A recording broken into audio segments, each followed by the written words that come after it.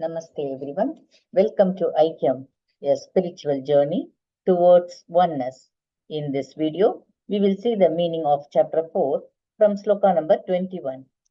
Nirashiryata chittatma vyakta sarva parigraha sharirang kevalang karma kurvannapnoti kilbisham. Krishna is explaining such a person who has given up all sense of possession and who is disciplined spiritual intelligence, performing only bodily actions, incurs no evil. Yadricchalabhasantushtaha dvandvatito vimatsaraha samasiddhavasiddhau cha kritvapi na nibadhyate. Expecting nothing, content with whatever outcome, overcoming dualities, free from envy, and steady in the face of success or failure, even though acting such a person will not incur karmic reaction. Gata sangasya muktasya jnanavasthitachetasah yajñāyacharatah karma samagram praviliyate. A liberated soul, firm in knowledge, who is detached and acts only in sacrifice, dissolves all his karma.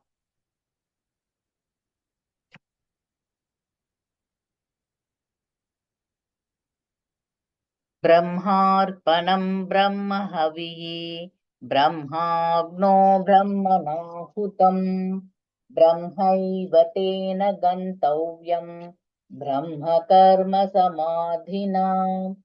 If one's whose thoughts are fully absorbed in the Absolute and his spiritual offering, that by which he makes the offerings becomes a part of the same Absolute.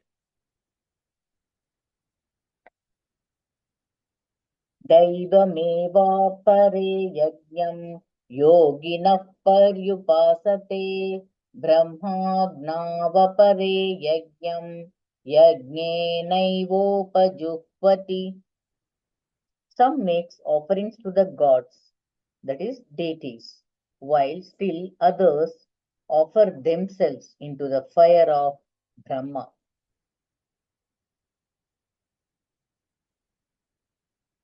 Shrotraadinindriyanyanye sayyamagnishu juhvati shabdadin vishayananye indriyagnishu juhvati. Some offer their sense of hearing into the fire of the controlled mind, while others offer the other sense objects themselves into the fire of the senses.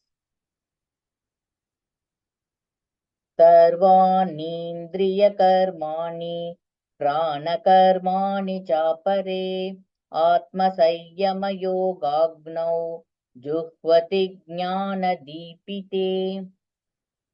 Some offer the functions of all the organs and the functions of all the life, yes, into the fire of self-controlled yoga, which is lit by the knowledge.